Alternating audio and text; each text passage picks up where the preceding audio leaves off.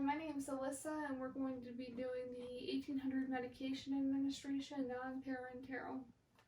Okay, so I'm going to start. I would start by checking them all in the physician's order to make sure they match. And then I would check to see if the patient had any allergies. And then I would check the patient's lab values, vital signs, would they be eating anything that might contraindicate giving the medications. Okay, I've checked all that, everything's good.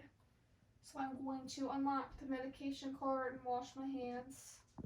And then as I'm pulling the meds out, I'm going to do my first check for the dosage, name, and expiration date and all that. Warfarin 7.5 milligrams expires 2 of 2021. Amlodipine 10 milligrams expires 1 of 2022. Torvastatin 10 milligrams expires 4 of 2022. Okay, checked. So I'm going to prep the meds in the medication cup. And then I'll check one more time. Warfarin 7.5 milligrams expires 2 of 2021. Amlodipine 10 milligrams expires 1 of 2022. Atorvastatin 10 milligrams expires 4 of 2022. Okay, there's my second check.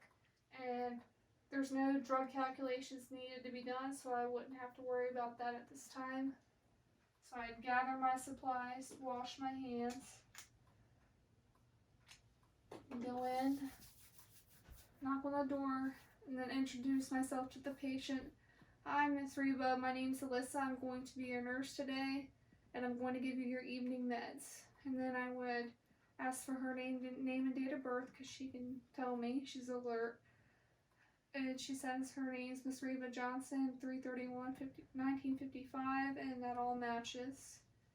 Okay, and then I would explain what the meds are for briefly. I have some blood pressure meds and a blood thinner for you. She agrees, she understands. Okay, and then she's already sitting up, so that's good. And we've checked the chart already to assess for aspiration rates, see if they're documented.